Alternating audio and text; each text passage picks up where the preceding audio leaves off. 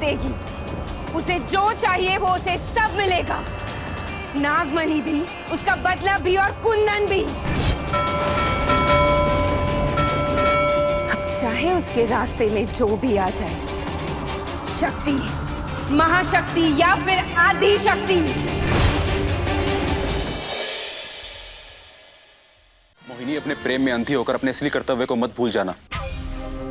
वो कर्तव्य जिसके लिए आपको नागलोक से इस धरती पर भेजा गया था।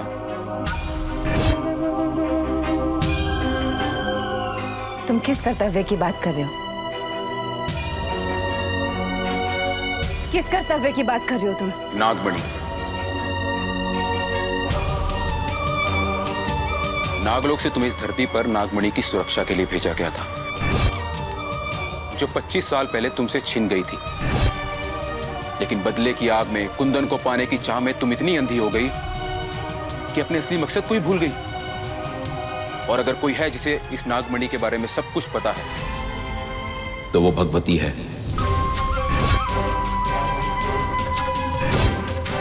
और तुमने उसे ही मारने की कोशिश की।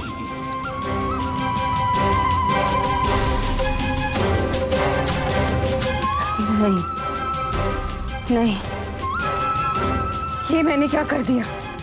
मुझे वो नागमणि वापस चाहिए। वो बुढ़िया नहीं मर सकती। और एक बार आपको आगाह करना चाहता हूं, आपकी ये लड़ाई इतनी आसान नहीं होने वाली। मतलब? शक्ति, आपकी प्रेम कहानी के बीच, आपकी उस नागमणि तक पहुंचने के बीच और आपकी उस शिव तक पहुंचने के बीच में एक शक्ति खड़ी है, जिसका नाम शक्ति है। सतयुग में सावित्री थी और कलयुग में ये शक्ति। नागों का काम तो शिव शक्ति की सेवा करना होता है ना। और हम काशी में, शिव की नगरी में ही शिव शक्ति से लड़ने की गलती कर रहे हैं। कहीं नाग धर्म के विपरीत तो नहीं? चुप! ये मत भूल कि तू एक आम नाग से नहीं, इच्छाधारी नागिन मोहिनी से बात कर रहा है। हम पर भी शिव भगवान का आशीर्वाद है। भूलो मत मोहिनी, जिस शिव भगवान के आशीर्वाद पे तुम इतना इतरा रही हो ना, वो शिव भी शक्ति के बिना कुछ नहीं है। शक्ति के बिना शिव अधूरे हैं। तो ठीक है, इस शिव और शक्ति को अलग होना पड़ेगा।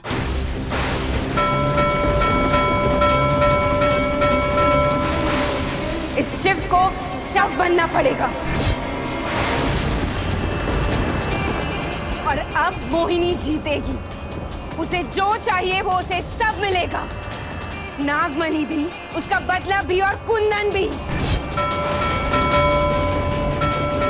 अब चाहे उसके रास्ते में जो भी आ जाए, शक्ति, महाशक्ति या फिर आदि शक्ति।